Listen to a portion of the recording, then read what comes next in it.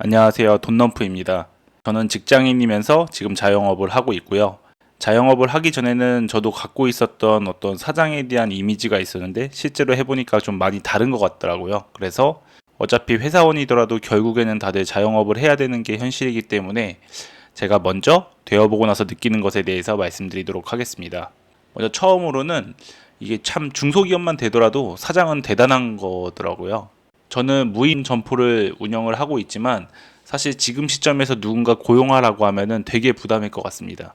특히 제 직종인 무인 아이스크림의 경우에는 여름이 성수기인데 사실 이런 것들은 성수기와 비수기가 있듯이 어떠한 직종이든지 계속해서 1년 내내 바쁠 걸 예상해서 사람을 고용하는 거는 되게 쉽지 않다고 느꼈어요. 특히 주휴수당 일주일에 15시간 이상 근로하는 근로자한테는 일주일에 평균 1회 이상의 유급 휴일을 제공해야 되는데 이런 것까지 생각을 했을 때 만약에 비수기에도 이런 게 당연히 지급이 돼야 되기 때문에 이런 건 되게 부담이다라고 느꼈고요. 그렇기 때문에 이렇게 여러 명을 고용을 하고 어떻게 됐든 간에 살림살이를 이끌어 간다는 자체가 정말 이게 무슨 조조소든 아니면 중견기업이든 대기업이든 다 대단하다고 느꼈습니다. 제가 피고용인일 때는 뭐가 됐든 시간만 지나면 이렇게 월급이 따박따박 나오니까 별 생각이 없었는데 반대로 생각을 해보니까 이건 진짜 어깨에 짓눌리는 무게감이 되게 다른 것 같았습니다. 둘째는 월 초라든지 아니면 월말이 되는 것에 대한 압박감입니다.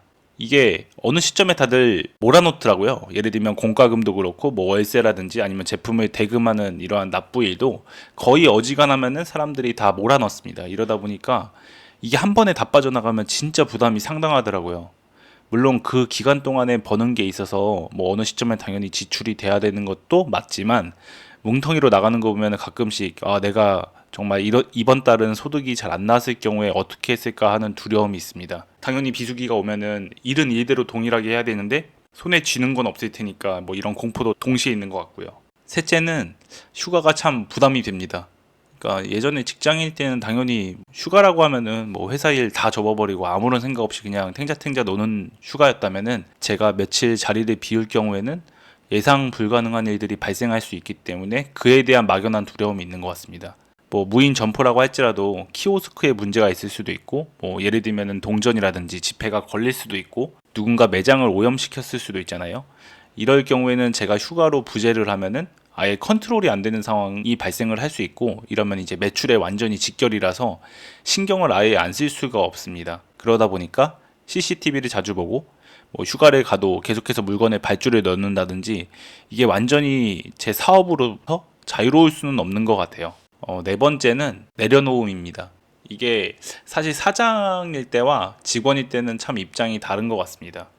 저도 제가 지금 동시에 회사를 다니고 있기 때문에 직원이잖아요. 그러면은 그때는 사장이 돈을 많이 벌든 매출이 높아지든 사실 저랑은 크게 상관이 없다고 생각했었습니다. 업무적으로 이게 완전히 배제되었다 이런 느낌보다는 내가 좀 더 열심히 일을 하거나 일에 매진한다고 해서 제 단기적인 월급이라든지 수익이 증가하는 건 아니잖아요. 그래서 그냥 대강 시간 때운 적도 많고 쉬고 싶을 때 쉰다든지 기분이 안 좋거나 컨디션이 안 좋으면은 좀 일을 밀어놓는 경향이 있었다면은 사장이 되니까 온전히 내 거라는 거죠. 그냥 뭐가 됐든 그냥 피와 땀을 그냥 갈아 넣습니다. 시간에 조금만 먼지가 보여도 막 신경이 잔뜩 쓰이고요. 물건이 조금만 비어 있어도 막 불안합니다. 그러다 보니까 이게 과거를 생각하게 되더라고요. 내가 회사를 다녔을 때는 참 대충 다녔는데 사장이 날 보면은 과연 어떤 느낌일까 이런 생각이 듭니다. 저도 똑같이 이게 제가 직원을 고용을 하진 않고 제 사업체를 통해서 사람을 고용했는데 제 마음에 안 드는 거죠. 성에 안 찬다라는 표현이 정확한 것 같고 그도 열심히 하지만 당연히 사장인 제가 막 제 물건 아끼면서 막 열심히 하는 거랑 그분이 정해진 시간에 열심히 일부 금액을 받고 하는 거는 엄연히 다를 수밖에 없더라고요. 마음 같아서는 저분이 알아서 잘하면 내가 임금도 올려주고 보너스 줄 텐데 이런 생각을 하지만 저도 직장 다녔을 때 그런 생각을 당연히 안 하지 않았겠습니까? 그러니까 좀 스스로를 반성할 수 있는 시간이 됐던 것 같습니다. 근데 결과는 결과이고 이게 사람은 사람이다 보니까 그런 기대를 내려놓거나 아니면은 직원이 좀 열심히 잘하게 하려면 결과적으로는 제가 잘해야 되더라고요. 그러니까 내가 더 막 정리를 잘해 놓는다든지 깨끗하게 해 놓으면은 직원도 대충 하기는 좀 어려운 게 현실인 것 같습니다. 당연히 막 사장이 왔다 갔는데 엄청 깨끗한데 자기는 대강 해 놓으면은 이게 티가 나면서 좀 약간 양심에 찔리지 않겠어요? 결과적으로는 사장이 최선을 다하는 게 뭔가 네, 직원한테도 강요 없이 그 다음에 별다른 컴플레인 없이 그들의 좀 자극을 유발하는 뭔가 그런 계기가 되지 않나 이렇게 생각을 하고 있습니다.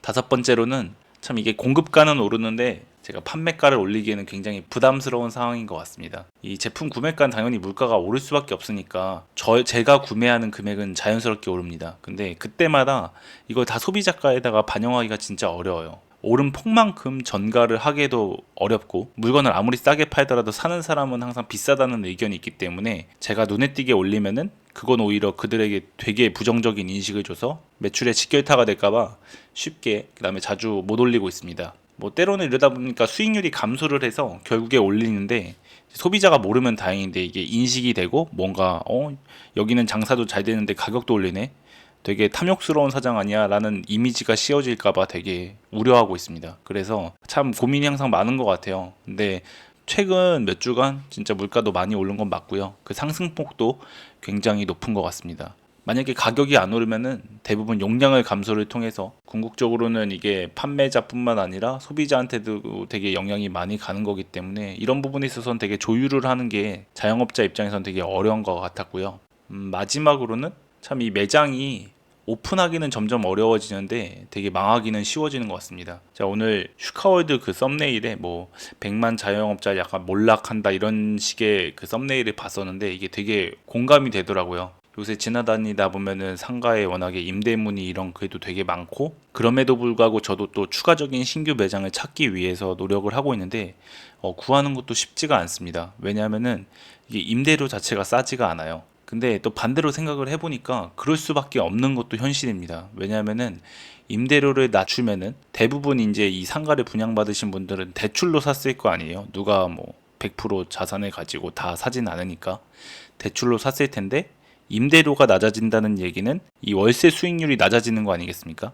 상가의 핵심은 월세 수익률인데 이 월세 수익률이 낮아지면은 결과적으로 매매가가 낮아지고 잘못하면은 이제 이자도 이자대로 내고 이 분양가도 분양가가 있을 텐데 아무것도 손에 쥐지 못한 채 이제 손해만 볼 수 있는 상황이기 때문에 대부분은 울며 겨자 먹기로 상가를 비워놓는 것들이 많은 것 같습니다. 물론 이러면은 이제 저렴한 데다가 매장 열면 되지 않냐 이런 얘기도 많은데 요새 트렌드가 경기가 불황인 것도 맞지만 지역이 되게 사람들이 붐비는 곳과 붐비지 않는 곳의 이 이원화가 굉장히 뚜렷한 것 같습니다. 그러다 보니까 진짜 제가 특색이 있고 뭔가 대박인 아이템이 아닌 이상은 일반적으로 이게 사람이 붐비지 않는 업장에 내기에는 굉장히 부담스럽습니다. 잘못하면 정말 이 비싼 임대료 아니면은 좀 저렴하더라도 이게 투자 비용이 인테리어라든지 뭐 물품 값이라든지 반드시 수반되기 때문에 이 부분을 완전히 포기할 수가 없는 게 현실이더라고요. 저도 무인 아이스크림뿐만 아니라 다른 업종을 위해서도 많이 찾고 있는데 오픈하기가 정말 쉽지 않은 것 같습니다.